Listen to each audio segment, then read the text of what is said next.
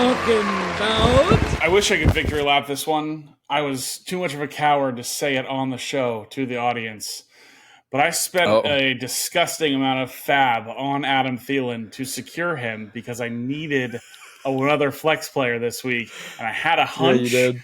And I had a hunch, and it was there. He scored 13 points in one half of football, and then he went out. And I was so sad. Yeah. But it was a crazy play. Anyway, victory lap real quick. Just to listen, we want to revisit some things we talked about. And not for any sort of conceited way, just to kind of, listen, we kind of got to grasp on what we're talking about here. I'll let you guys know. Rams wide receivers is going to be a jumbled bag of cold noodles. Like, it's going to not be a fun time to try and pick one out to figure out which one's going to be best. And it's exactly what happened. It was everyone got a little bit of work, and no one. I'm a little disappointed. No one really separated themselves a whole lot. So you're going to have a hard time with that until Cooper Kupp or Puka Nacua come back, whichever happens first. Same thing here with the Chiefs running backs. Carson Steele did get a lot of work. Don't get me wrong. 17 carries, 19 opportunities. He was he did replace the Pacheco role for the most part. P. Ryan still did see a little bit of work.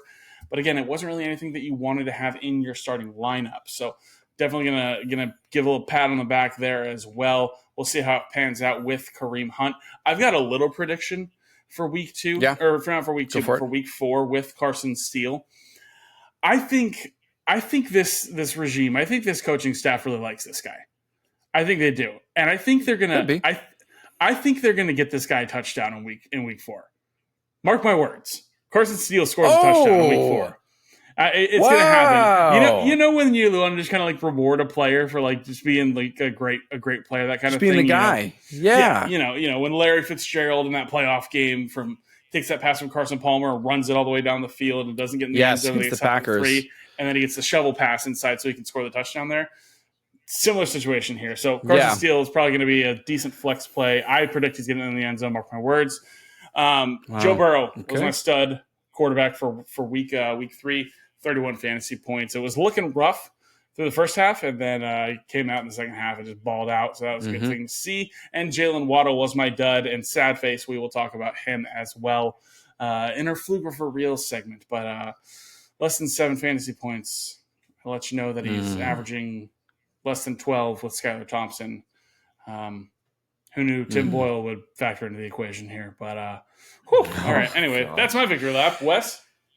You had a lot of victory laps. Well done. Fantastic work so far. Don't forget to sell high on Joe Burrow like you said you would after the week 3 game. I've only got trade block.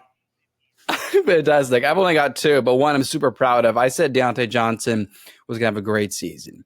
I said he was going to be nearly top 10. I actually put him as wide receiver 9. Wide receiver 9. This is what I'm talking about. 14 targets. Come on. And yeah, Adam Thielen went out for a little bit, but this is what I was sniffing in the offseason. We're going to talk about him in our Fluker for Real segment, so stick around for that. Loving it. Super excited. Pumped up for that. Taking a victory lap. And then, this is a soft one. Everybody was already saying this, but I just said, go get Jauan Jennings. He's my waiver wire out of last week. And of course, I think he's pretty good.